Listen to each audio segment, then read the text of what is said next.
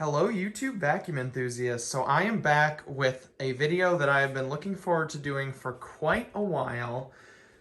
This is going to be an overview of my collection. I'm going to go through each brand of machine that I have and sort of walk through them just so you can see all of the different machines I have. And I actually am not entirely sure how many vacuums I have. So this will also serve as a way for me to count them all. So this is actually not all of my vacuums. This is mostly my uprights down here. Let's see, I've got some over here as well. There we go. But my canisters I mostly keep up in my bedroom closet because I don't have space for them down here. But I do have, you can see a few of my canisters there. But let's go ahead and get started. The first vacuum we're going to start with is actually going to be the only one that I don't keep at my house. It's the one that I keep in my dorm at college. So let's go ahead and check that out. This is my Miele Swing H1, also known as the Quickstep to many of you. But I keep this in my dorm room at Purdue University. So this is my little vacuum that I use to clean this sort of low pile commercial carpet that is in my room. And this is perfect. You can see this is great because I have an Seb 238 power nozzle hooked up to it. You can see this one's not in excellent condition, but it works. It works very well for what it is. But I use that. And it's also great because you can use this essentially like a very large hand vac. Got a crevice tool and a upholstery tool here, and you can use the wand there for cleaning above the floor. So this is honestly a perfect little machine for this dorm setting. And the fact that you can have a really nice power nozzle like that Seb 238 is very nice. So this is the first vacuum of my collection. And like I said, the only one that I don't keep at home. So let's go ahead and move on back to my main basement with all of my other vacuums and start off with my Kirbys. Okay, so first up, I'm gonna start off with what I'm gonna call my early Kirbys. Now these are not the G series Kirbys and the Centria and Avalier obviously, but these are the Kirbys that were made earlier than that. And here, let me switch to ultra wide and see. There you go, you can almost, there you go, get them all in the frame there. But let's go ahead and get started. Now, you can probably notice that several of these are much more shiny than the others, particularly the Legend 2, the Heritage 1, the Tradition, the Classic Omega, and then possibly the DS80 there, as well as the Heritage 2, have all been restored by me. Now the DS80 and the Heritage 2 were restored about 2 years ago, so the polish needs a little bit of help. But the Legend 2, Heritage 1, Tradition, and Classic Omega were all restored within the last year, so they're all in very good shape and very shiny, almost to a mirror finish. Very happy with the way those came out with new bearings as well. But the other ones I'm obviously going to be restoring eventually. I'm actually on a little bit of a Kirby run with restorations. I just finished the Classic Omega as well as the Tradition, and you saw an airflow box test of the Heritage 1, did pretty well. But I'm going to be gradually going through these, continuing with the ones that haven't been done yet. You can see some of these need some parts, like the Classic 3 had a broken handle when I got it, so I need to order a new one of those. But they all are functioning as of now, but some better than others. So let's go ahead and get started here. First up, we have this Kirby 511. Now I got this at a thrift store for, I believe, $9 or $10. It does work, and surprisingly the bearings in it actually sound okay. But this one is from 1955, serial dated. And I know that that cord on there is not original since it's got that red plug on it, but that one will be getting restored. Next up, we have this 560, which is from 1960. And this is mostly all original here, but it definitely needs new bearings. It does not run very smoothly at all, so can't wait to get that one completely shined up. Next up, you can see I have this DS50. Now, I'm not sure when this one was made. I know that the plate on it says it was rebuilt in 1981, and it does have the bag. I'm just washing the bag right now. But here's this dual Sanitronic 50. I know it was rebuilt in 1981, but these were made from 65 to 67, so I'm not really sure when exactly this machine was made. Moving on over to my dual Sanitronic 80. This one is from 1969, according to the serial number. And pretty happy with this machine. It could use a shine. You can definitely see compared to the classic Omega, which I just did, it does need a polish. But other than that, I replaced both bearings in it, polished the commutator and everything, and it sounds good. It does have a mismatched handle. You can see it's actually the same handle as the classic Omega, and that's how it was when I got it. So I may at some point replace it with the correct green one, but other than that, the DS80 is in pretty good condition.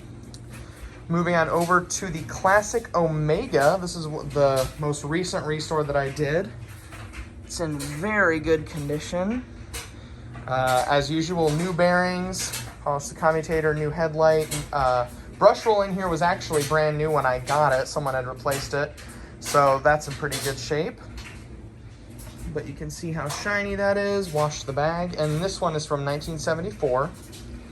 The Classic 3, which is from 1977, obviously has the broken handle and needs to be shined up. I haven't done anything to this since I got it. And that's the same story as the DS50. The bag I just have, but I'm washing it at the moment because I will be restoring these two machines. Moving on over to the Tradition. This is from 1980. You can also see this one's pretty shiny, although it has quite a bit of fingerprints because I had completely shined it up, put it back together, and ran into some motor noise issues where it was making a high-pitched whine, but it was just the rear bearing that I had put on had failed, so replaced that, and now it's in great condition. This does have the disposable bag in it. This machine is actually pretty rare. This is a Comvac 1300, as you can see. Now, according to the serial date, this was actually December of 1983 that this was made. And it's in decent shape. You can see the really cool, like, I'm not sure if that's factory or what, but the nozzles like has a shade of black. So can't wait to see this machine polished. I'm sure it's going to look really nice with that sort of black, dark gray sort of fade on there. But very interesting because it doesn't have a belt lifter, but one of Kirbys' only commercial vacuums. So I have one of those. This is the Heritage one that you saw in the Airflow Box video. This is from 1983, as I said. It's in pretty good shape. New bearings, and I shined it up with my buffer, so that's in good shape. Runs like a top. And then my Heritage 2, this is not the Legend, although I do actually have the Legend handle as well as the nozzle, which I'm gonna put on eventually because I do like the look of the Legend better than that sort of computerized design there. But it's in pretty good shape. Back when I restored this, I wasn't into replacing bearings yet, so the bearings in here sound fine, but probably could use a replacement or repacking, but obviously needs a shine. And my Legend 2, which is in good shape, restored this last year around September or so, and it's in very good condition. I really like the red coloring on this one. And this has new bearings as well.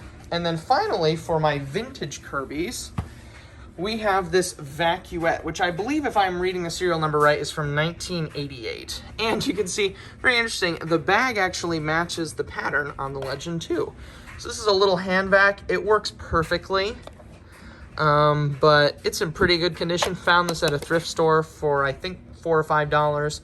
And so this is a really great machine to do stairs or upholstery with. So now let's go ahead and move on to my more modern Kirbys. Okay, so now with my more modern generation of Kirbys, and I do apologize for my test carpet if it looks a little dirty. The camera's making it look a lot dirtier than it is, but I just did polishing for the Classic Omega on here, and I always get some, no matter how hard I try on the carpet. So I'll need to do some shampooing of that with either Kirby or a rug doctor that I have. But let's go ahead and get started with my modern Kirbys, starting with the Generation 3. This is from 1990. I actually got this for $5 at a garage sale. came with the attachments too, which you can see on my shelf right there. But this is in pretty good shape. Most of these, in fact, all of these I got before I started getting my older Kirbys, the 500 series and the Legend 2 and all that stuff. So I don't really know how to say this, but I wasn't as good at restoring Kirbys. So, for example, most of the polish on these, with the exception of the Avalier there, which I did recently, the polish needs some help. I didn't really have a buffer to do that, so I was doing it with a drill and a polishing kit. So most of these need a good polish, but mechanically speaking, they're fine. So moving on over to the G4. Obviously needs a polish and probably needs a front and rear bearing here. But this one is from 1993. This one was $20 at a Goodwill. Pretty decent. Moving on over to the G5 here with that lovely wine color that I like. This is from 1998. And you can see because it does have the brush roll performance indicator, the BPI, on it. They did take that off at the beginning of the G5 run, but this one does have it. But this one I actually got for free off Facebook Marketplace, and it was kind of the classic Kirby story of saying it didn't work, but the emptor just wasn't screwed on correctly. So it wasn't pushing that safety switch, did that, and it sprung right to life. This one probably needs a rear bearing. The front bearing is fine, I know, on it, and also a polish, obviously. But other than that, it's in pretty good shape. And moving on over to my birth year Kirby. This is a 2001 G6. This one does have the stiff oblique brush roll that I put in it. And it's also in pretty good shape. I did do, actually, the nozzle was so badly scratched. I did some sanding on this. Again, this was several years ago. But it looks okay. Probably could use a good buff with the buffer there. But there you go. That's 2001. And then moving on over to the Ultimate G Diamond Edition. This one is from 2004. And here's a shout out to Brent Cho. I know you've been eagerly awaiting the airflow box test for this. But I hadn't done anything with this machine in it and ever since I got it. And so when I started opening it up to do the airflow box test, I'm like, oh, it needs a front and rear bearing and a new fan in there as well. And so I'm completely out of bearings, so I've got some new ones coming as well as a new amodal fan to replace in here. And it's in pretty rough shape, actually. I got this one off Facebook Marketplace for, I think, $20. It probably could use a new bag. You could see that it's coming apart there, so that's not a good look. But mechanically speaking, it seems to be fine on the inside, and it also could probably use a sanding and a polish. But don't worry, Brent, we will have an airflow box test of this coming once I can get the new parts in. So there's my Diamond Edition, and it does have the normal delicate switch that they only put on for one generation. Moving on over to my Centria 2, my Centria 1. This was actually my first Kirby that I got. This is one of the later ones from 2011 that actually has the newer style emptor. That doesn't look like that. Instead, it looks like the one that's on the Centria 2.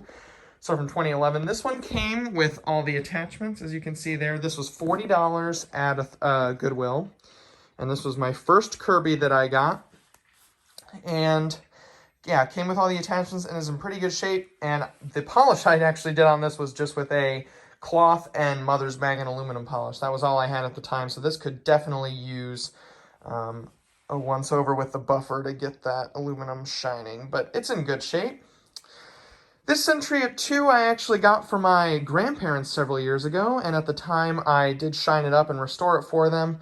But about a year ago now, I upgraded them to one of the newer Tandem Air Simplicities that I found. So this one definitely could use a polish as well as some sanding there to get the scratches off of the nozzle. But this one's from 2014, this Centria 2. And this also needs some transmission work. It's grinding quite badly when you try to move it in neutral. So that'll also get fixed. This is my Avalier 1, and this is from 2017. So this is a later model Avalier. So you can see it's got sort of the red accents there that the original Avalier didn't have.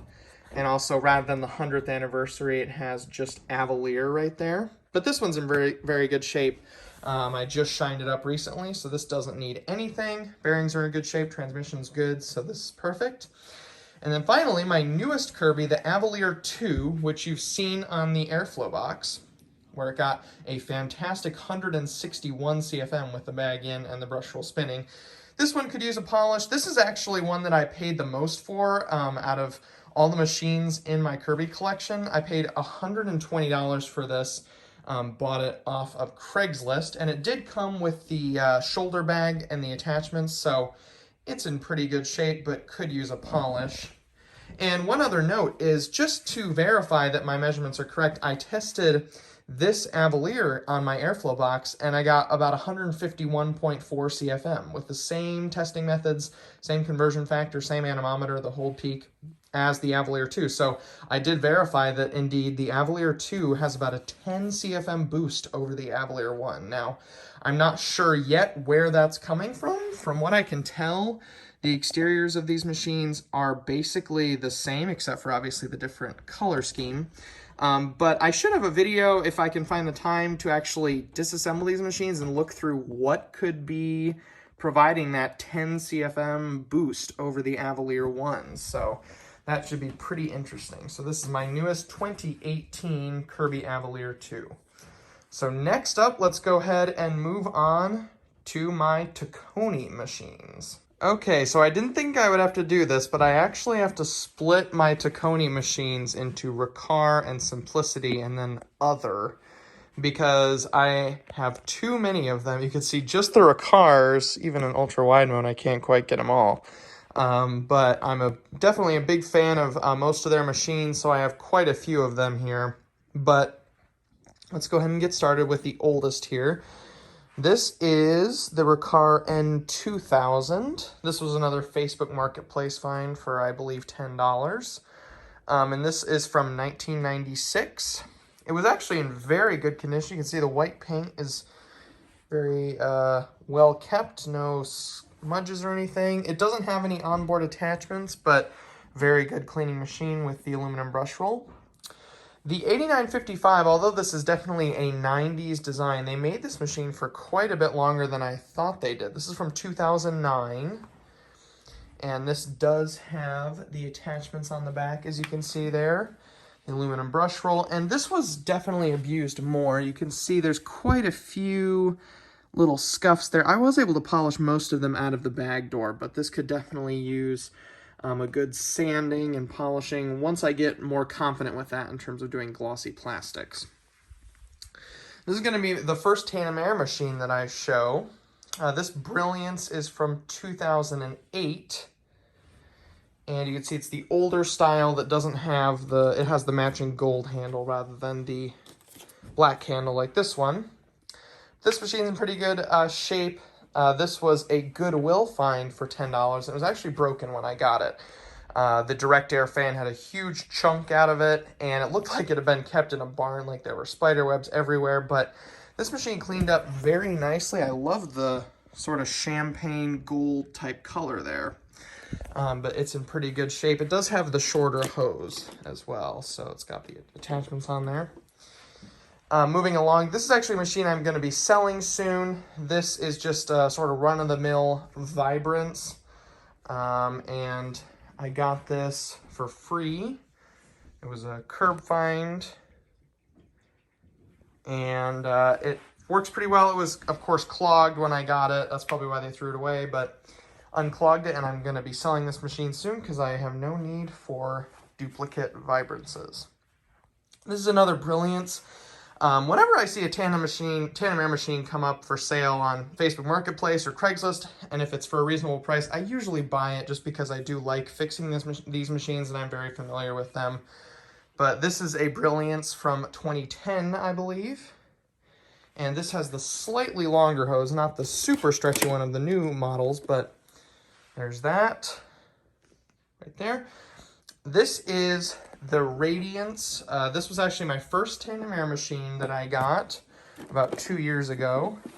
As you can see, this is the Radiance 10, or the Rad 10 model. This is from 2011. right here, and it's in very good shape, was kept in very good shape. And this was probably the most expensive one out of all these that I got. This was like $80, I think, but it's in very good shape. This Vibrance was actually my first Riccar machine. You can see this is the USA edition. It's got the star there, and most of them have the sticker there, but this was my first Riccar. This is from 2012, and it was also kept in very good shape by the original owners and comes with all the attachments as well. Very good performing machine, and does have the clutch there for the brush roll, so you can shut that off. This Riccar R10 you've seen tested. This is the R10 Premium. You have seen this on the airflow box where it pulled almost 100 CFM, which is a very respectable performance. This one's from 2015, and this one came up for sale on Let Go, I believe, and I drove over 2 hours to go get this. I will always jump in the car and drive to get something if it's a vacuum that I really want and it's a good deal. This one was only $40, and it's in very good condition, as you can see. Just a few minor paint chips on the nozzle there, but didn't really need any restoring from me, just a general tune-up, and it runs like a top. This, I would have to say, is definitely my favorite Riccar machine to use. This is the R40P that you've seen tested. Now, you would probably guess that this one would be the one I paid the most for, but I actually didn't pay anything for this. I traded some machines, a few Eureka Whirlwinds I had, as well as some others, an Oreck and a Kirby that I had. I traded with another collector for this, so this I actually got for free. He was a very nice guy. It's in excellent condition. He kept it in very good shape. But this is definitely my favorite Riccar to use, the R40P. And then right here, we have the R25 Twins. Now, we have a standard and a deluxe. Now, I've been looking for an R25 for quite a while, and I would say probably about 3 months ago, this R25 standard came up for sale on Facebook Marketplace. I think they wanted $100 for it, and I really wanted one and wasn't willing to pay the new price for it, so I went and got it and was pretty happy with it. I did upgrade the wooden brush roll that's in there to the new metal brush roll. This is a 2019 machine, as both these are, but I was pretty happy with it. And then a week later, this deluxe came up for sale as well. So I'd always wanted the premium, but the deluxe would do. You can see it has the headlight, it has the switch on the handle right there, as well as the bag check indicator right there. Whoops, right there. So just a general higher-end machine, but I picked that up also for $100. Drove a couple hours to go get that one. So now I'm going to be looking to sell this standard. I still hope to eventually find the R25 Premium at some point, which has the dirt sensor lights, but for now, the deluxe will do. And I should have an airflow box test of this coming soon. And then finally, we have this Riccar Pristine. This is my only Tacony canister. And this has the nozzle that's familiar to many of you from Central Vacuums. But this is from 2010. This was $50 off of Craigslist and is in excellent, excellent condition. Has the HEPA filtration, came with the attachments there. And so I've been very happy with this. The agitation from this, usually from, like all Riccar aluminum brush rolls, is excellent. So I definitely love this canister. So, for my Riccar machines, that's it. Now let's go ahead and move on to the other Tacony brand that I have, Simplicity. So with my Simplicities, you can see I don't quite have as many as the Riccars, but I still have quite a few here. 8 of them, as you can see. And you can see, I'm going to have to eventually start moving these back, but as I've been going through, I just scoot them off. So let's go ahead and get started. This is one of my favorite machines, actually, just to use. This is my Simplicity 7750 is what this is.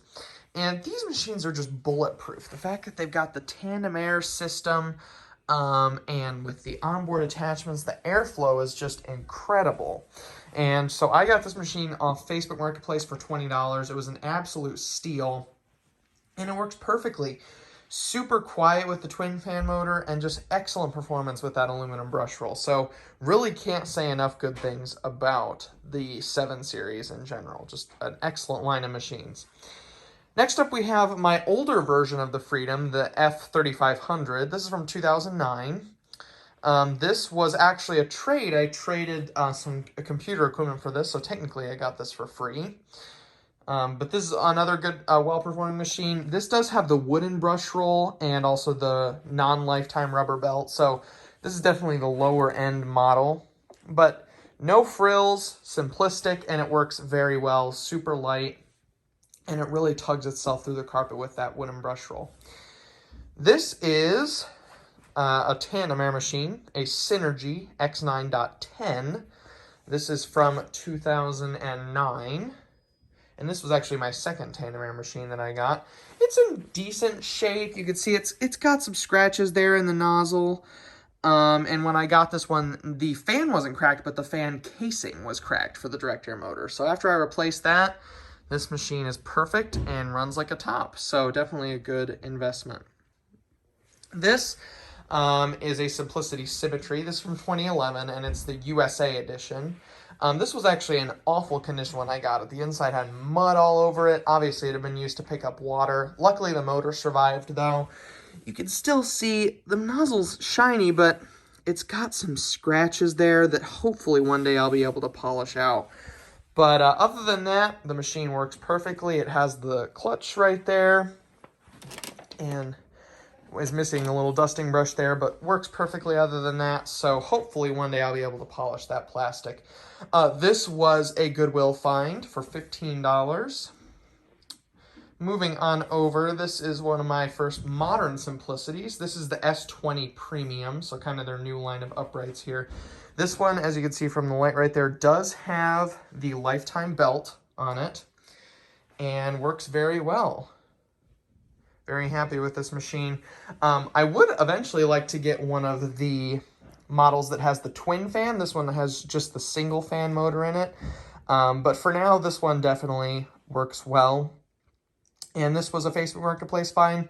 It had a weird issue where the wheel axle was broken, so it didn't sit quite flat, and so they were getting rid of it for 20 bucks, and so I was like, hey, I've always wanted one of the S20 Premiums, so I picked it up, and it's in pretty good condition, as you can see. This is almost a duplicate of that R10 that I went over last round, but this Freedom, the S10 Premium, is also from 2015, like that Riccar. And it's not in quite as good a shape as the Riccar. There's a little bit of scuffing on there, but it does have the lifetime belt as well as the metal brush roll in there as well. So it's an excellent performing machine. I may end up selling this one at some point because it's so similar to that Riccar, and I do prefer the design of that Riccar. So this is my last tandem air machine for this video. This is my Synchrony S30 Premium. This was another one. I actually got both the Freedom and this one on the same trip, actually, up to Michigan. So this one, I believe, was $40 or $50 off Facebook Marketplace and was in very good condition. I'm not sure why they were getting rid of it. Didn't have anything wrong with it, but they just didn't want it, and it's in pretty good shape, as you could see. And this is the newer generation of tandem air machines, like the R40 that I showed you earlier, which has the super long stretch hose, the very long wand there, and LED lights on it. So an excellent machine overall. And then my final Simplicity machine, this is part of, I guess, how Simplicity is redefining their brand, sort of targeting it more towards selling at big box stores and selling cheaper machines. This is the S20 EZM. This is from 2019. And the quality is okay on it. I mean, all of the plastic on it is just incredibly thin, and it certainly doesn't have the same quality as going back with these machines. It does have the aluminum brush rolls, you can see there, but this window gets very foggy as soon as you start using it. There's manual height adjustment there. But I'm decently happy with this machine. The airflow is not too great, but the agitation is pretty good. And this was actually, I got it for free. I traded some, like an old iPad and an Alexa or an Echo for this, so it was a pretty good deal. I really just wanted to see how it would function. So this is my newest Simplicity from 2019. So For the final Tacony machines, we'll just be doing the miscellaneous ones that don't align with the Riccar or Simplicity brands. So that'll be up next. So for my last 3 Tacony machines, we've got these 3 that don't really fit into the Riccar or Simplicity brand. So these are kind of oddball ones. But this one is, I'm not really sure. This is, I think, is pretty rare, but this is the Belvedere XCP2, or maybe that's XCP squared. I'm not sure. Extra cleaning power is what that stands for. But I found this at a garage sale for, I think, $5 or $10. And I knew it was a Tacony machine because it looks so similar to, there's my 8955 right there. You know, they could pass for twins except for the color difference. It doesn't have any attachments, though. And I'm really not able to find a whole lot online about this. Some people think these might be Riccar branded, or not Riccar branded, Tacony commercial machines. But I am not sure. You can see the handles, it's really kind of bare bones. The handle doesn't even have a grip on it. And I checked, and that's the way it comes. So, not really sure about this machine. It does work very well. I was able to clean it up. However, you can see some of the dirt around the headlight lens right there. I wasn't able to get because the screw to get to it was totally rusted, and I'll need to drill it out if I ever want to get to it. But the Belvedere America XCP2. So kind of an interesting oddball machine there. This is a Fuller Brush Mighty Made. This, although this is Fuller Brush, this was made under Tacony. And you'll probably recognize this design from like yellow Carpet Pro machines, this sort of bag door design you've probably seen. But this is just sort of a run-of-the-mill clean air machine, sort of like a Vibrance, basically. Doesn't have a brush roll shut off there, but it does work very well. It does have the aluminum brush roll on it as well, and a telescoping wand. Other than the fact it says Power Wand on it, is identical to the wand on this, you know, the S20 or even the S20 EZM there. So good machine. And then finally, Maytag. I really like the white paint on this machine. It's kind of almost got like a pearlescent to it, which is really nice. This I actually got at like a liquidation sort of store. I believe it was $40, and they had several of these to sell. So it was in pretty good shape when I got it, and it's very similar to that S20P, except it's just Maytag branded. So it does have the lifetime belt on it, and it's got the same sort of wand and tools and everything, although the wand, as you can see, does have sort of a black accent there compared to the silver on the S20P and the Fuller Brush. So very good machine, also has the aluminum brush roll, so great performer. But these are my last 3 Tacony machines, and the next group we're going to be doing is a big one. It's Hoover. So I will be back with those. So if I'm being honest, I didn't quite realize how many Hoovers I had until I put them all side to side, and I was like, whoa, this is a significant part of my collection. So I have quite a few, as you can see. And really just the sort of convertible line, I've started getting into that as of late. I've become a lot more confident in repairing them, so I've started doing those. They're tremendous machines. They have great airflow. But yeah, let's just go ahead and jump in. Obviously, I've got a ton of them to go through, so here we go. But starting out, this, as far as I know, is the oldest electric vacuum in my collection. This is a Model 300 from 1936. This was $15 at a garage sale. And as you can see, it's in pretty decent shape, actually. The only thing I did when I got it, probably 2 years ago, was just quickly polished the hood there. And you can see the original badge there, too. So this is a great machine, still works. I probably will need to eventually do the bearings on it, but it sounds fine. And even replace the light bulb in it and everything. So this is a Hoover Model 115, although I first recognized it as a Hoover Junior. I actually traded with another collector for this machine, so I didn't pay anything for it. but I'm not really able to find any precise date information, but I'm pretty sure this is from the 1940s. Moving on, this is a convertible U4003.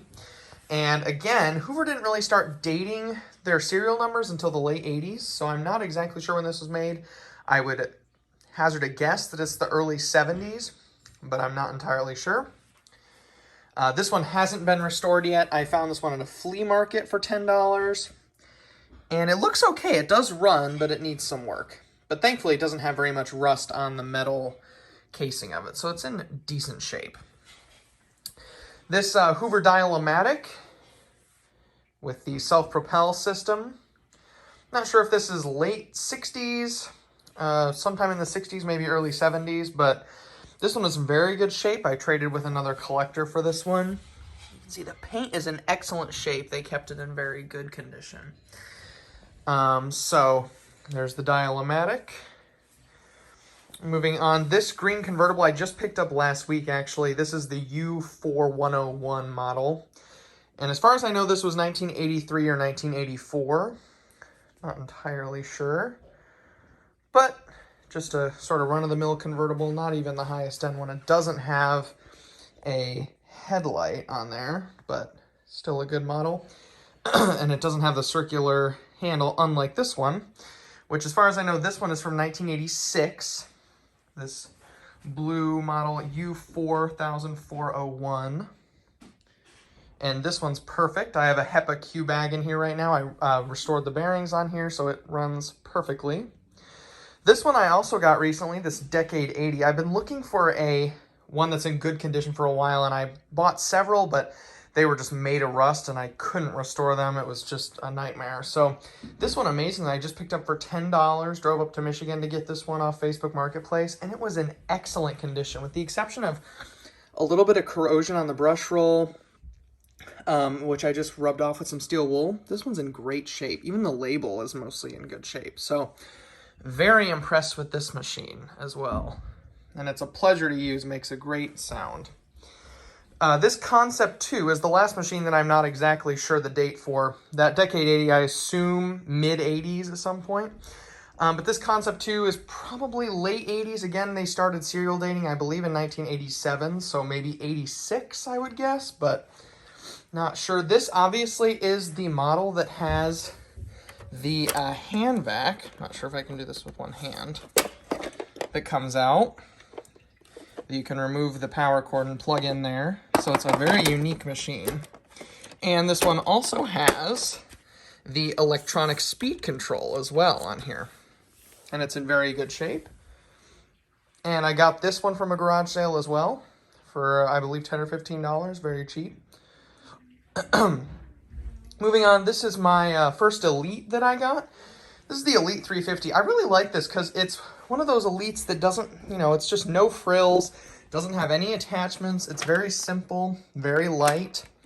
Even though this is one of the most basic models, I still love this machine. It's great to use, has a lot of airflow. Could probably use a new brush roll, but I did redo both motor bearings on it, and that's fine. So this one is really perfect. 1989 this machine came from. This Power Max, as you can see, is very similar to the Concept 2, although with some differences. This one is from 1992, model U3737. And you can see it's got the self-propel there on the handle, along with the power surge. And it comes with all the attachments. This was a Craigslist find. And the label could use a little bit of work, but it's in okay shape. And it's got those two gorgeous metal extension tubes there, along with the onboard stretch hose that automatically switches when you tilt the unit into the up position. So this is a wonderful machine. Very loud, but could probably be due for a bearing repack, but works very well. This Hoover Power Drive I did do the bearings on. This is the U6311 model from 1996. And this is kind of a cross between a Concept 1 and an Elite because it looks very similar to the hard bag Elites, but it has the bottom end of a Concept 1. So it's got the power drive, And you can see it does have the attachments on here, as well as in here. This door is very hard to open right here, but let me just see if I can get that open. There we go. It's very plasticky, but got all 3 attachments in there. And you plug the cleaning tools in there. So this machine sounds a lot like a Concept 1, but it's kind of got the system of an Elite. Moving on, this is more of an Elite style, although I think you call this the wide path. This is from 2002, I believe, and it's a model U5254. I really like the red, like, semi-translucent here, and it's very interesting that it's a direct air machine that actually has a post-motor filter. It's kind of interesting. So it's definitely more of an Elite format machine. But this was another Facebook Marketplace find for, this was very cheap, $5, I think. So it was pretty rusty. Most of the screws were pretty rusty, so it needed some work, but it's in good shape now. This Hoover Wind Tunnel V2, I'm kind of nostalgic for because I remember my grandparents having it when I was younger. So I've been looking for one of these. This one's from 2002, and it's model U8140. And this obviously has the dual brush rolls here, which is very unique. They never made another one like this, which they were supposed to, you know, spread the carpet fibers apart. It doesn't really work that well, but there were a ton of bearings in here to redo. So it sounds good now, but it's not that great performing of a machine. It does have the twin chamber system in there with the filter. You can see I've used it a little bit recently, but yeah, just a decent piece of vacuum history to have. This is a wind tunnel self-propelled machine that I'm actually kind of still working on. It's in very good shape. This was a curb find. I was actually going to get another vacuum in Michigan, and I found this one on the side of the road. It was missing the dust cup, but I found one on eBay. The issue with this is there's a very weird valve in here that when you tilt the machine into the upright position, it switches the suction to the hose, and it's got this weird, it also needs a bottom cord clip, as you can see there, but it's got that valve, and it has this weird spring, and I'm not sure how to put it back together. I can't find anything online about how to do it. So this machine works fine in floor mode for now, but I'm still waiting to figure out how to put that spring for that actuator back together so it'll switch between floor and attachments. So this next one, oh, and also the bagless, this is the U6630 from 2006. And you can see I put a new twin chamber filter in there, so looks very good. I like the blue color. This Hoover Z700 is actually pretty rare to find. This is from 2005, and it's this incredibly unique machine that Hoover made when they were sort of almost going out of business here. But it obviously collapses down. Here, give me one moment and I'll collapse it. There we go, so it's collapsed down, but you can see it's got controls right here, the filter that spins, and there's a metal piece in there that picks at the filter. So very cool looking machine. It's got LED headlights along here, so just a neat piece of vacuum history to have in my collection.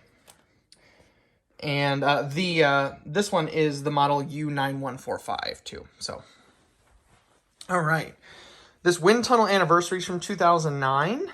It's the U6485. This one's also a twin chamber.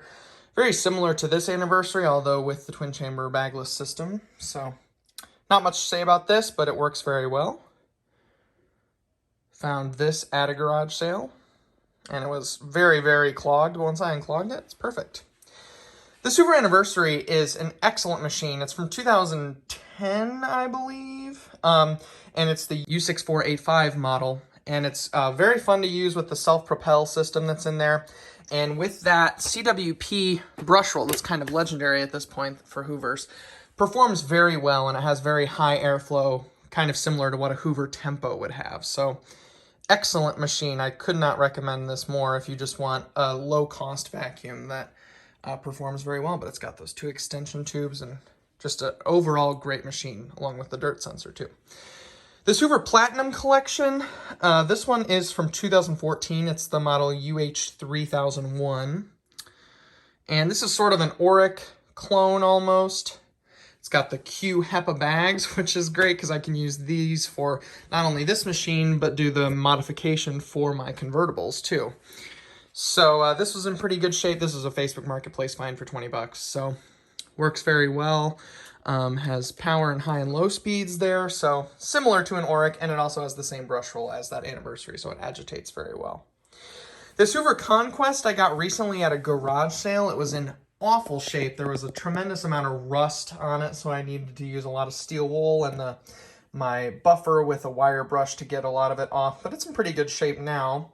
I'm not sure when this one was from. I think it's probably from the 80s, but it's a very just interesting machine. It's got a pulley that goes, it's got 2 belts, so it's very difficult, but it's the model U7069, so it's got the bagless system on there, the easy empty.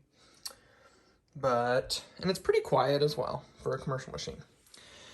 Moving on, these are the last 2 Hoovers, and these are my 2 Hoover canisters. So starting off with this Hoover Spirit. This is from 1989, and this is the model S3483. You can see I also have the matching Quadraflex power nozzle, which I love this power nozzle. The brush roll that's in here with the beater bars, the plastic beater bars, is excellent. It agitates very well. This machine is decently loud. I could probably use a bearing replacement, but I picked this one up at a thrift store. It wasn't Goodwill or Salvation Army. It was just more of a no-name thrift store, but came with 2 of the attachments, missing the crevice tool though. But I really like this canister. And then finally we have the Anniversary canister. This is from 2009, like the other Anniversary, and it's the model S3670. And you can see it's got this wind tunnel power nozzle that's very similar to what you would get on those machines. And this one's very quiet. It's very similar to what my Riccar Pristine is that I showed you before. So it's got the motor speed control down here, and it's very quiet. So overall, an excellent canister machine from Hoover. I love using it. So that is all my Hoovers. And again, I'm very surprised that I actually had this many. I didn't quite realize how many I had. So, moving on. And I almost forgot for my last 2 Hoovers, these 2 Constellations. Now, this one, which is from 2007, is sort of an Anniversary edition. It's supposed to come with the turbo power nozzle, but I didn't get it with it. I did get the stretch hose, though. Got this at a garage sale for $10. But this one's great because you can use the HEPA Type S bags in it. This one is the model 86, and I think this is from 1963, but I'm not entirely sure. This one's in pretty rough shape. At some point, I will need to repaint this, and I'm not really confident with doing that yet. It does work, but it will need repainting. So these are my last 2 Hoovers, the S3341 here and the model 86 Constellations. So now, once and for all, let's go ahead and move on to Dyson. So for my Forple of Dysons, we have this 2004 DC07. This was actually given to me by a friend of mine. And when I got it, it was clogged. But other than that, that's really all the work it needed. It came with all the attachments as well as the hose and wand and everything in there, and is in very good shape. I just had to clean hair out of the ends of the brush roll because it was making that weird clutch noise, but other than that, this machine's in excellent shape. So 2004 DC07, that lovely purple color. Moving on over, this is a 2006 DC14. This one was actually a curb find.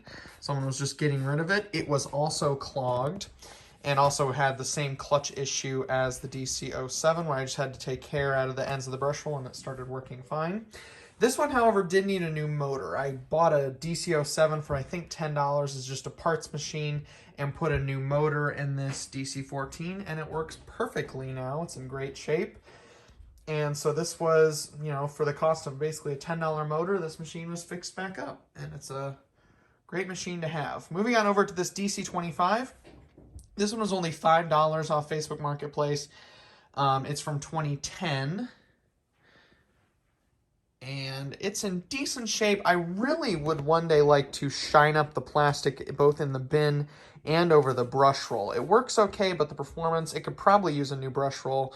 The performance isn't that great for DC-25. I mean, it's not great for any DC-25, but eventually I would like to do that. But other than those little cosmetic things, it does work fine. And then my final Dyson, this was actually the one that restarted my collection. I found this at a yard sale for, I believe, $40. This is a 2016 Kinetic Big Ball. This actually came with all the attachments and is in excellent shape. Probably could use a polish on the bin, but I still have yet to figure out how to do that. Obviously, this has the Kinetic Cyclone technology that separates the dirt without the need for a premotor filter, which actually is not that efficient. My preliminary nozzle CFM tests have only been around 50 CFM, so not that impressive. But this was the machine that restarted my vacuum collection. Obviously, I did it when I was younger, but it wasn't until I found that Kinetic probably 3.5 to 4 years ago at a yard sale that it sort of reignited my interest in vacuum. So this is kind of where it all started for me. So that is my forple of Dyson. So let's go ahead and move on to Sebo. So for my Sebos, as you can see, I have 4 of them, but I have one duplicate of the Automatic X4. Both of these were found in thrift stores, and they're in pretty rough shape. You can see this one came with some tape around the handle and has a really bad cord repair on here that I'm hoping to eventually fix. This one has a cord that's fine. But have new bags and filters. One of these, the white one I believe is from 2006 and the blue one's from 2007. But with the automatic height adjustment, these definitely aren't deep cleaners, but for sort of commercial applications or just low pile carpet, they do okay. And obviously very easy maintenance. You can just pop out the brush roll with that. This is one of my favorite machines, this Sebo Felix 1 here with the ET1 power head. This one I believe is from 2011, but just an excellent machine. Pretty light, very good airflow at the power nozzle, and just excellent filtration. The motor speed switch is great. The swivel is amazing. So just one of my favorite uprights to use actually is this Sebo Felix. And this I picked up actually on Facebook Marketplace from an older couple. I believe this was $60 or $70, and it was in great shape when I got it. So one of my favorite machines. And then my final Sebo is this D4 air belt canister that I believe is from 2014. And this is a very expensive machine that I found at sort of a liquidation store for, I believe, $50 or $60 in that range. And it comes with the ET1 power head, same as the Felix there. But this is an excellent cleaner. It's got just a huge bag chamber in there and just a very weird filter system, but very efficient, along with the air belt technology, so in very good condition. So that is my 4 Sebos. And then let's go move on to the other German brand, Miele. So here are my 4 Miele. As you can see, I've got 2 uprights and 2 canisters. But let's go ahead and get started. This first one is a decently rare one. This is the S184 Powerhouse. And from the serial number, I think this comes from 2003, but I'm not sure. These machines are pretty rare, and this one was in good condition that I found in a Goodwill. And were sort of Miele's early uprights. I believe these are made by Panasonic. It says made in the USA on the ratings plate. So don't know a whole lot about this, but it does work very well. It's got the motor speed control right there, as well as the brush roll shutoff. So kind of an interesting machine. This next one will be familiar to many of you. This is an S7580, also known as the Auto Eco, right here.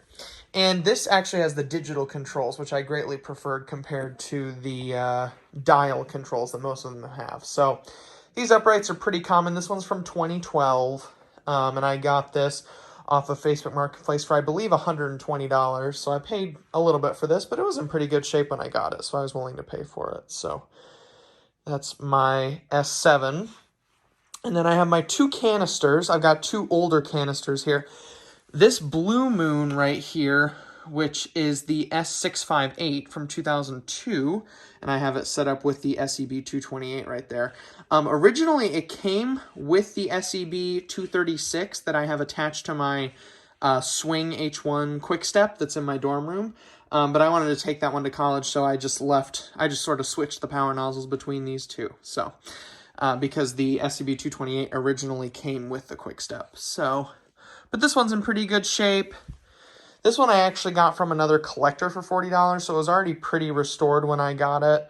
I don't actually use the power nozzle a lot because this Miele is the vacuum I use to clean other vacuums. So it works very well for that, and I love that it has the controls on the hose, so those work very well. And my final Miele canister was actually my first Miele canister that I got, is this Solaris Electrolux. This is the S514 from 2001, and it's got the SEB 213 power nozzle with it. This is also has a tremendous amount of airflow and is very quiet, but an excellent Miele canister like they all are. So far I've been very happy with all of these Mieles. They have excellent quality. And our next brand we're going to be moving on to is Kenmore. So starting out with my Kenmore vacuums, we've got this progressive canister from 2011. This was actually given to me by a friend of mine, and I'm probably going to end up selling it because I don't have any need for a canister like this. But it's in decent shape. It needed the motor blown out. There had a lot of dust in the fan, but it runs pretty well now, and it's got that very traditional Kenmore power head as well. So not much to say about this one. This machine, though, this Progressive 400, one of my favorite uprights to use. This one, I think, is from 2005, and this is the higher end version. So you can see it's got the dirt sensor, the electronic bag check there. There we go. And also the nozzle there with the belt lifter. It's got HEPA filtration, but just an excellent machine to use. About just over 80 CFM at the nozzle with some preliminary testing. So an excellent machine that cleans carpets very well, and the wooden brush roll in there provides some good agitation.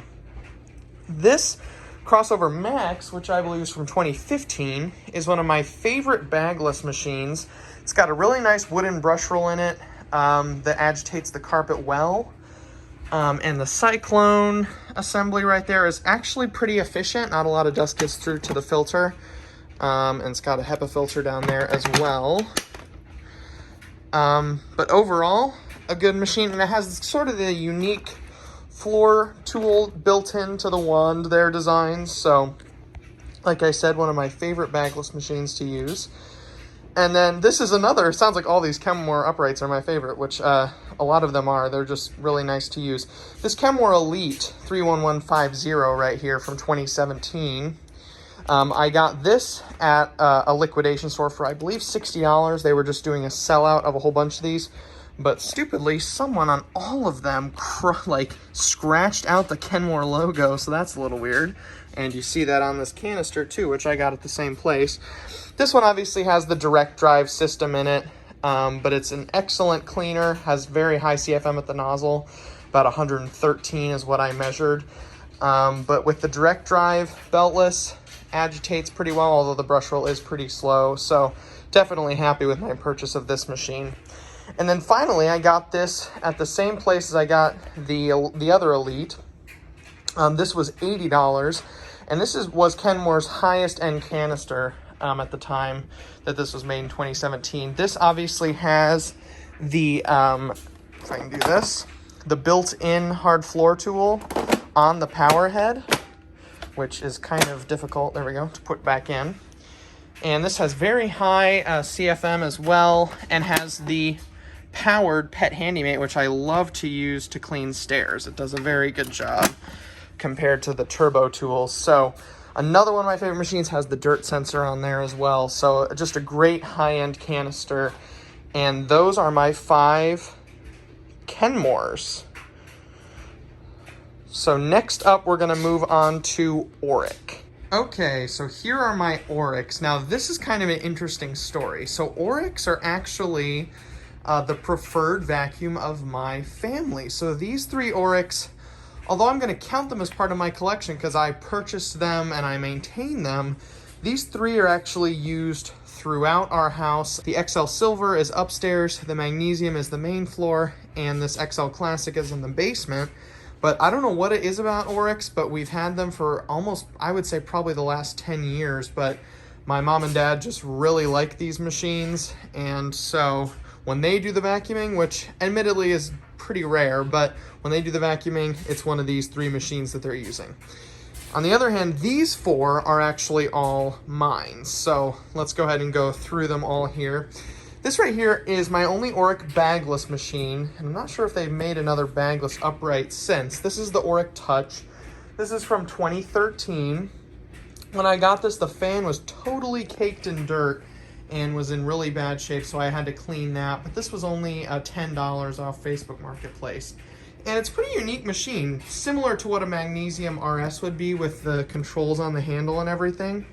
And the cyclone filtration is absolutely awful. This filter gets caked with any sort of significant use at all. So I use it pretty sparingly, but it has the wand and stretch hose on there and the plastic brush rolls. So it's a decent machine, but I just mostly like it because it looks cool. This Elevate Conquer you've seen in the airflow test video. This one is from 2016, and this one was an excellent deal that I got on it. This was only $40 from someone who worked at a distributor for Oreck, I believe, and so they had several of these, and I got an excellent deal on it in almost new condition. So this is a great machine, and I love to use the Elevate Conquer. The swivel steering is great, and the brush roll with the agitation is excellent, and the LED lights look cool. This XL21 is one of my most favorite uprights, just because it's so light and yet the airflow, almost 100 CFM at the nozzle, is so impressive. I just love this machine. It's from 2006, I believe. Yeah. And it's got, you can see the 2-speed switch on there, and it's just an excellent carpet cleaner, very light as well. So love this XL21. And then this is another sort of oddball one you saw in the airflow test video. This is the Halo. This is from 2009, and this one was actually discontinued fairly quickly by Oreck. In fact, I think there was even like a lawsuit about that the UV lights didn't work as fast as Oreck claimed. So kind of a rare machine. This is the commercial model. There you go, you can see that. And it does actually have a separate brush roll motor. As you can see, there's the brush roll shut-off switch right there. So definitely an oddball machine, but it's a cool part of my collection. My only vacuum with UV technology. And then moving on over to the 3 Orecks that my family primarily uses, we've got this totally run-of-the-mill XL Classic that I got at a Salvation Army thrift store. I remember I got this on Christmas Eve for $10 or $15.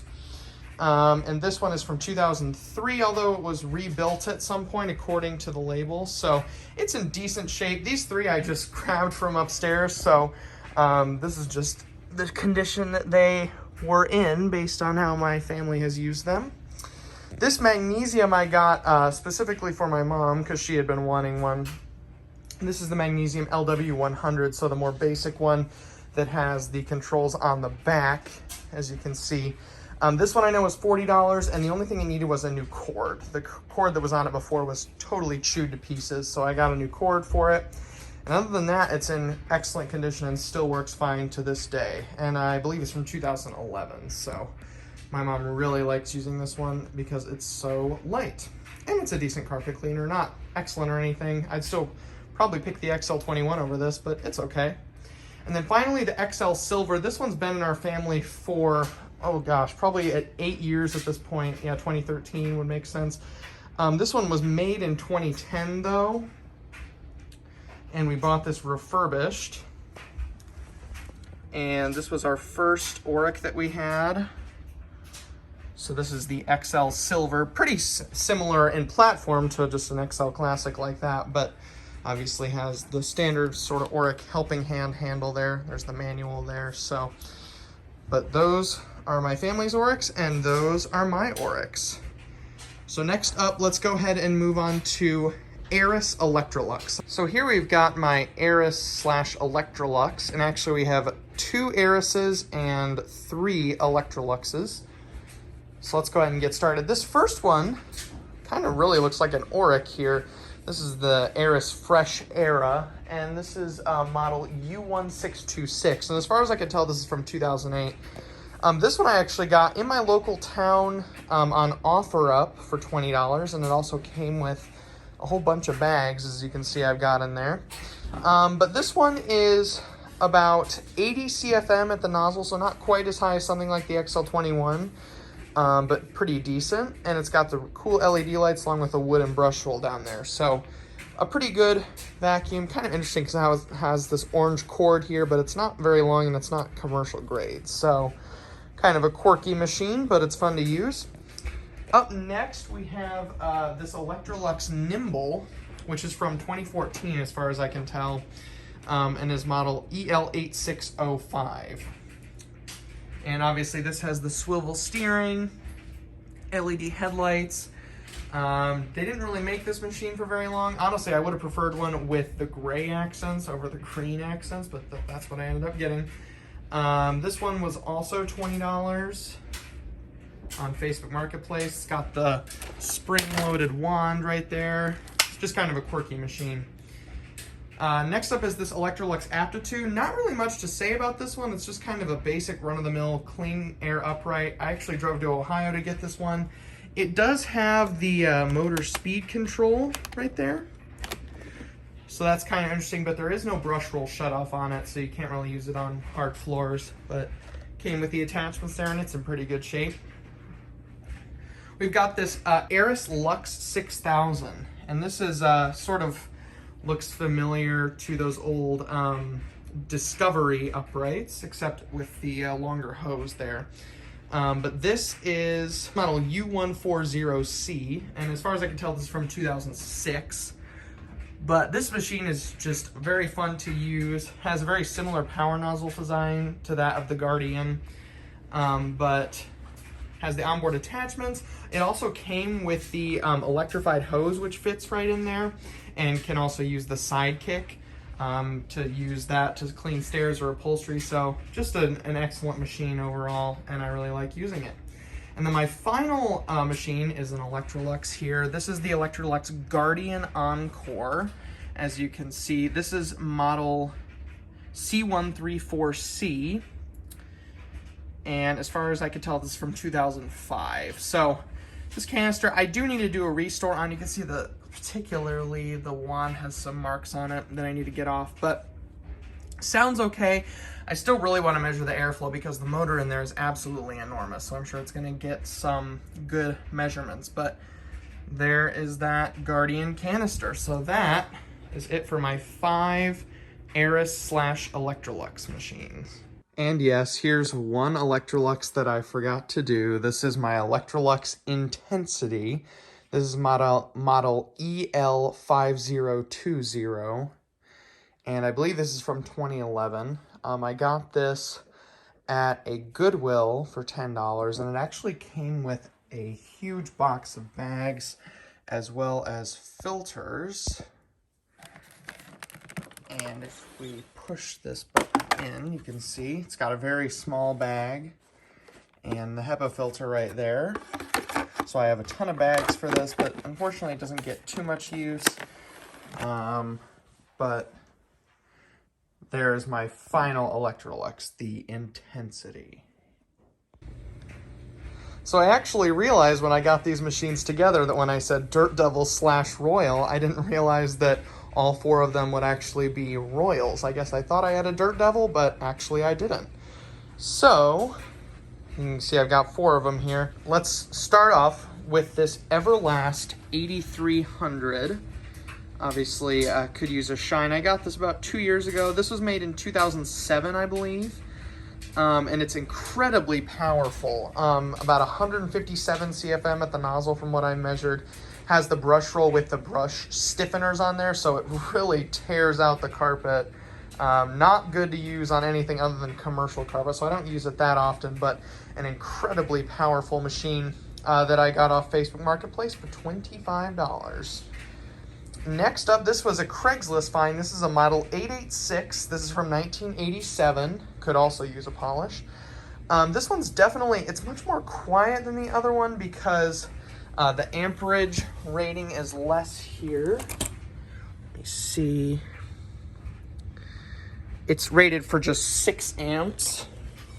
So this one is much quieter and much gentler on sort of piled carpet like this. So this one gets some occasional use and is in pretty good shape.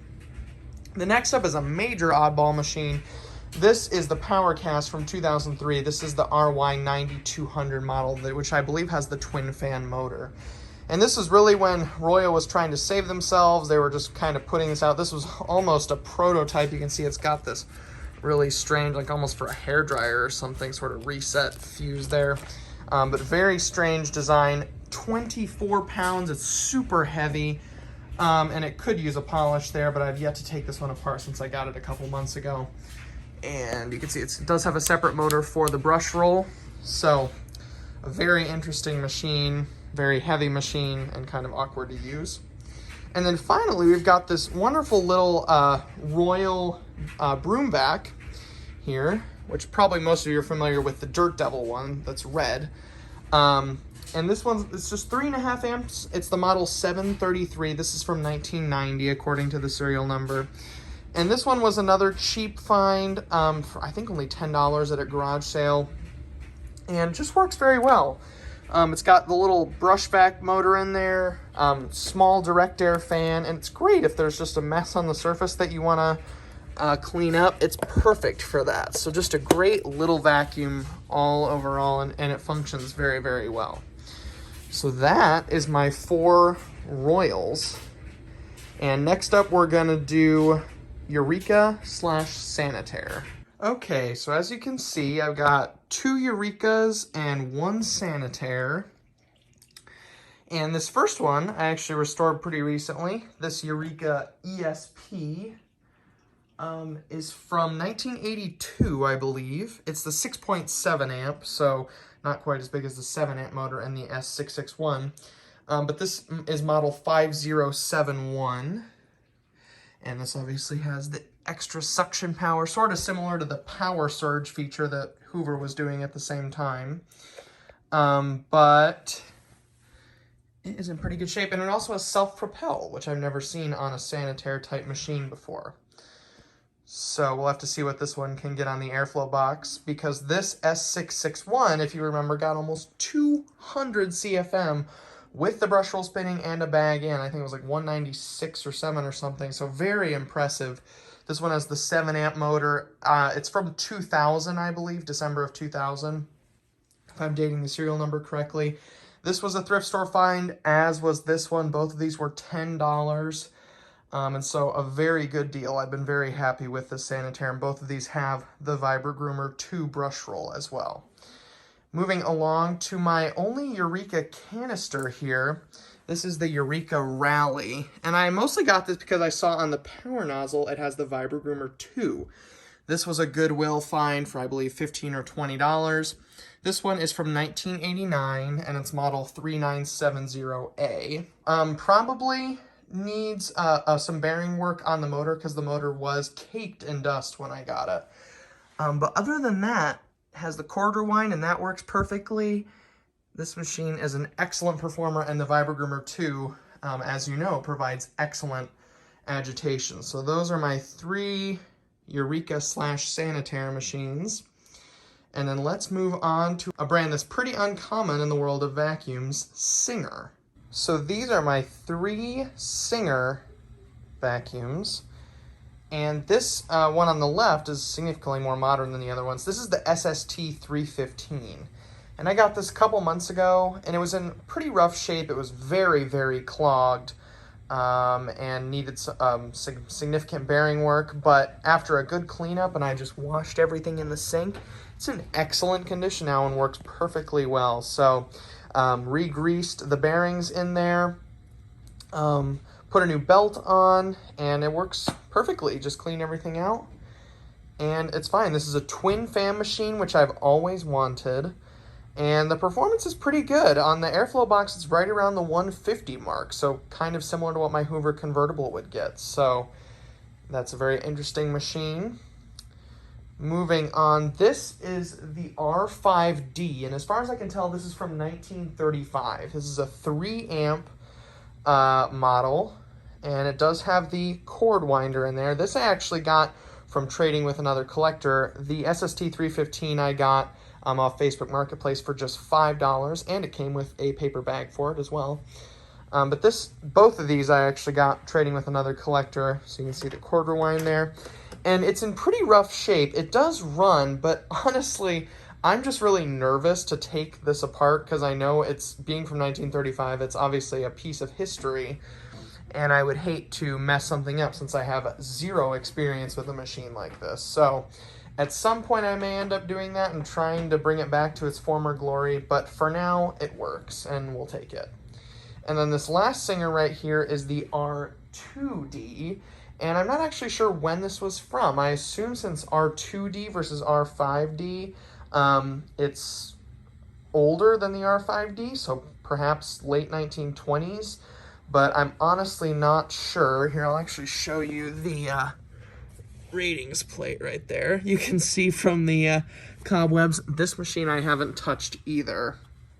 So, and the bag is rolled up because there is no spring there to hold it up, so I just have it kind of sitting down there. But obviously the R5D and the R2D need some work. There's really not a whole lot online as far as disassembly manuals or anything, so I'm sure eventually I'll get around to doing these machines, and I'm sure I'll make a video about it. But 3 very unique machines. Obviously Singer isn't in the vacuum business anymore, but specifically with the SST 315, I use that one quite frequently. So 3 excellent vacuums. And then for our final brand, before we do the big group of onesies, we're gonna do Fantom. So of these 3 Fantoms, I've only restored this one. This is a Fantom Thunder from 1998, and it's model F12052. And this one was absolutely a wreck, very clogged, needed a lot of motor work with bearings and stuff, but got it up and running, and it's a very cool piece of vacuum history to have, and it works pretty well. And then I have 2 Thunders here that I actually got in one lot. This Fantom I got off Facebook Marketplace for $10.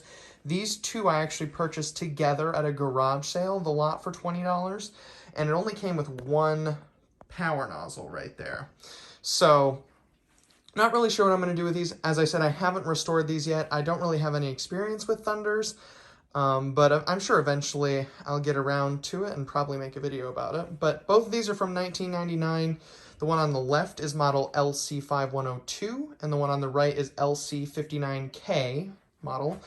But they look pretty similar, so I may end up using parts from both to create 1 good unit, or try to get 2 good units and 1 power nozzle. So those 2 Fantom Thunders there, and those are my 3 Fantoms. So the next and final category are just onesies, vacuums that I only have 1 of that particular brand. So here we go. So this is our final group of vacuums, and these are all ones that I only have 1 machine for this brand. So let's go ahead and go through this last group here, starting off with this Rainbow E2 Black, which many of you will recognize with the PN12.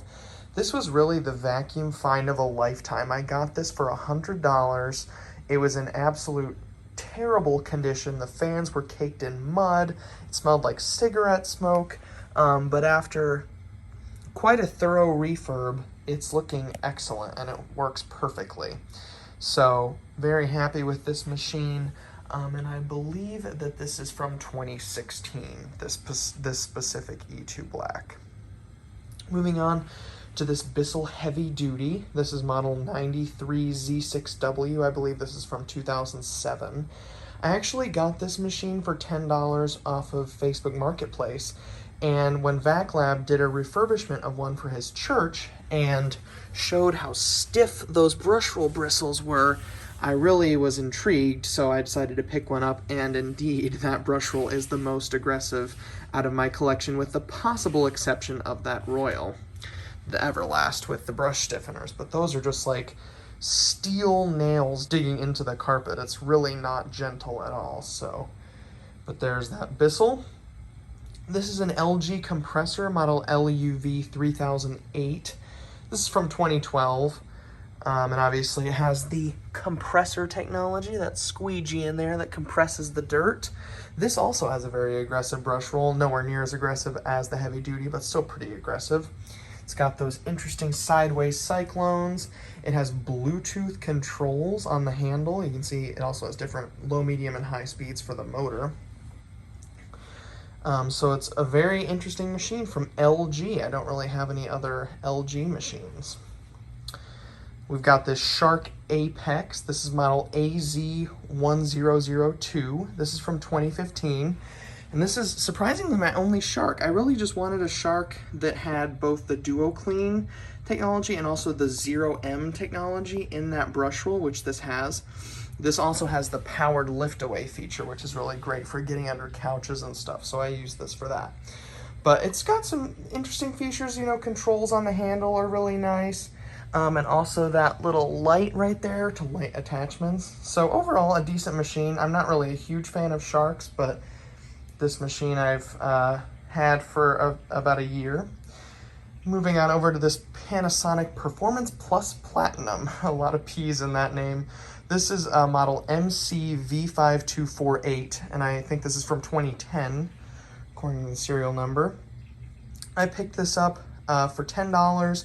At a Goodwill, and if I didn't mention the Shark, I picked up off of Facebook Marketplace. I think it was like for a retailer or display unit, because it was basically new when I got it. It's not new anymore because I've used it quite a bit, but it's in very good condition. So back to this Performance Plus Platinum. I really wanted one that had the aluminum brush roll and also has the aluminum base plate too, so that's really a quality item. But this one performs pretty well. It's just kind of a run-of-the-mill clean air machine. I love the noise this motor produces. It's just very easy to listen to and not high-pitched. So an excellent Panasonic machine. This machine is from a brand called Lindhaus, an Italian brand. And I've wanted one of these for a while. I got this about a year ago. And funnily enough, I was on a school trip and we were in Minnesota, and I actually met someone off of Facebook Marketplace to get this machine. I think this was $60, I believe.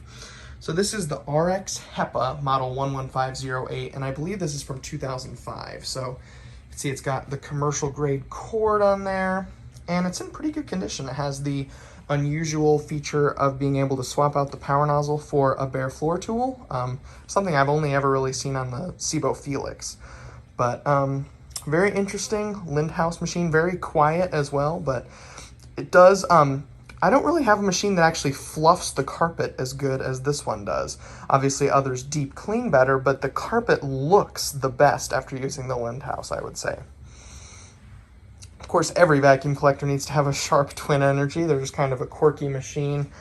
But this is model EC12TWT4. This is from 1993, according to the serial number. I'm still looking for a Twin Energy that has the more premium features, like the motor speed control that would be right there, the metal handle, and also the metal brush roll, because this one does have a plastic brush roll. But still, I'll take this one. I mean, it still has the twin fans, of course. Does have a metal base plate as well, and it does get pretty good airflow. So this machine is just very quiet to use and does perform very well with the twin fans. So this is another oddball machine, this Samsung Motion Sync, and it does have a model number, but it's way too long to read. This obviously has the integrated hand vac, which is very weird. This machine, I guess, technically has 3 motors, one for the brush roll, one for suction and airflow, and then one in the hand vac, so it's kind of unique. But it does have the cambered wheels like that for the motion sync, which honestly I do prefer the Dyson ball to that because it's very awkward to roll when you're not using the vacuum. And this machine is from 2013. So I actually drove to Chicago to get this one off of Facebook Marketplace, and this was $40. And cleaned it up, cleaned out the filters, which were totally caked in dust, and it's in good shape. So This shop vac is another sort of oddball. This is model SV500. It's a 4.3 amp direct air machine from 2009.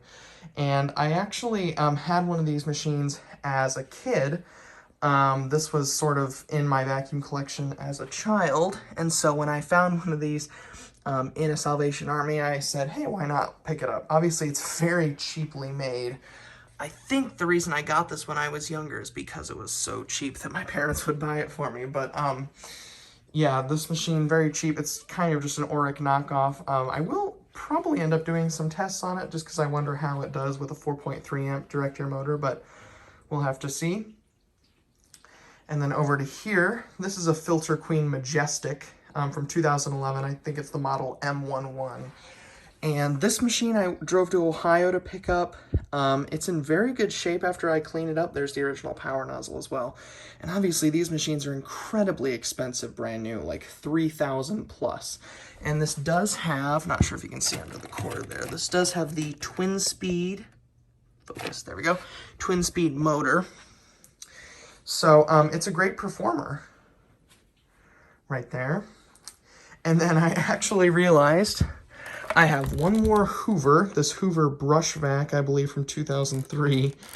And what's funny about this is I got this machine in a Goodwill because normally I wouldn't really care about something like this, but in elementary school I did a science fair project about the vacuum cleaner based off of this machine.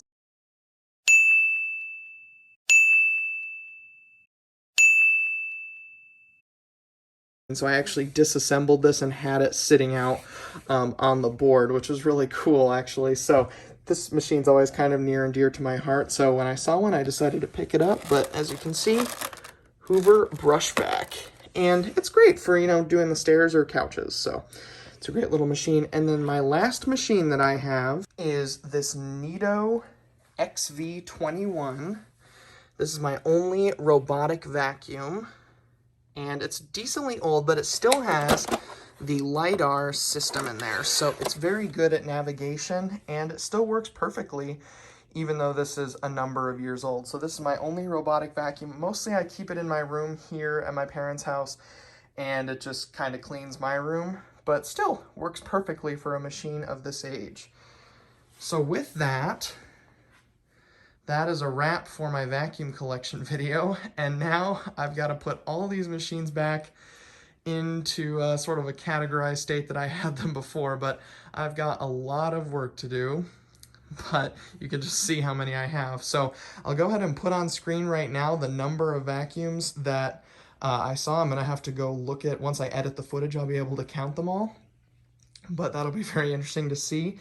And please feel free, comment below. Now that you've seen all of my machines, comment below if there's any that you want to see a specific test on. I'm going to try to be expanding to sand in the carpet tests, baking soda for fine dust pickup and stuff like that.